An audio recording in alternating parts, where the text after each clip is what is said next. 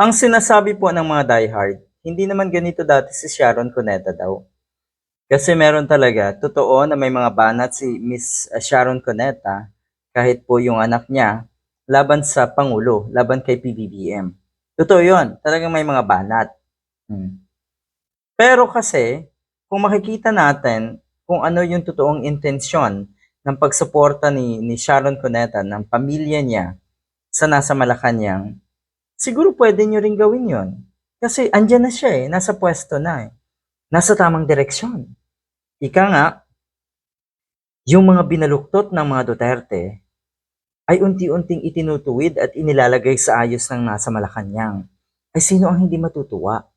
Di ba yun ang dapat? Yun ang dapat gawin ng Pangulo.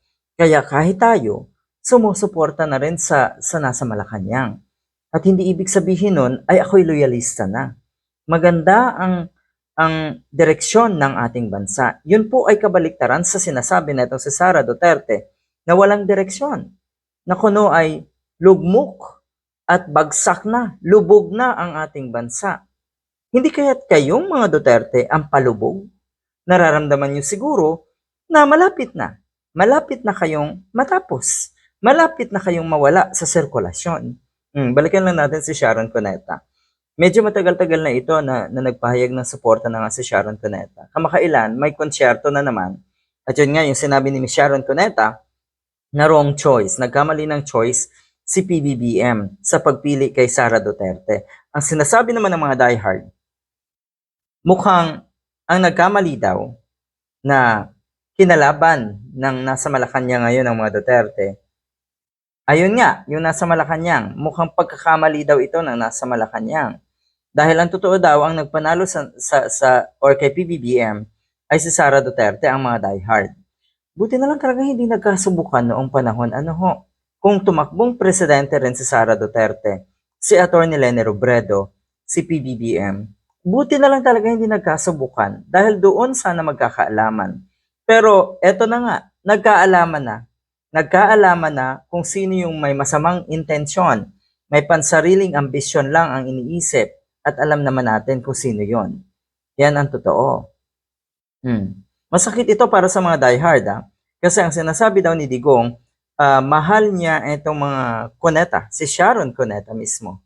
Pero bakit ganon? Alam pala yan ng mga DDS, sinabi yan ni Digong at alam yan ng mga diehard, pero matindi niyo pa rin banatan si Miss Sharon Cuneta. Yung ganito nga lang na tila ba patama pa lang, tila ba patama lang ni Sharon kay Sara Duterte. Abay ngayon, pinipersonal niyo na naman si Sharon Cuneta. Ganyan kayo kalala, ganyan kayo kademonyo. So ngayon, itong binitawang salita ni Miss Sharon Cuneta, niloloko na ni Sara Duterte ang taong bayan. Harap-harapan, pero hindi pa rin nila alam. Correction, Miss Sharon Cuneta. Ang ilan dyan alam ang kawalang hiyaan ni Sara Duterte. Kaya lang yung mga naniniwalang yon at sumusuporta pa rin sa kawalang hiyaan ni Sara Duterte, ganoon din kasi sila. Walang hiya. Puro kawalang hiyaan ang ginagawa. Kaya sila nagsasama-sama. Isa pa, ilang taon ko din silang, o yung pamilya niyan, halos sinayaang masaktan habang pinagtatanggol ko ng pilit si Digong. Totoo yun. Madalas ay pinagtatanggol dati pa ni ni Sharon Cuneta si Digong.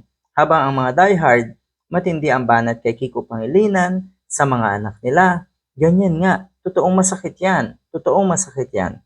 Pero ngayon, ang sinasabi niya, sobra na. Talagang may hangganan ang lahat. Kaya nga may mga nagbabago, sobra na. Kaya nga nagbago rin si Sharon Cuneta na sinusuportahan. Kasi nakita nila na may direksyon ang nasa Malacanang ngayon. Yan ang totoo. Ito po ay hindi pagiging sip-sip. Ito po ay hindi pagiging yung tipong switching sides dahil baka daw may pakinabang. Hindi ganun ang buhay. Kayo lang yan anyway, na mga diehard.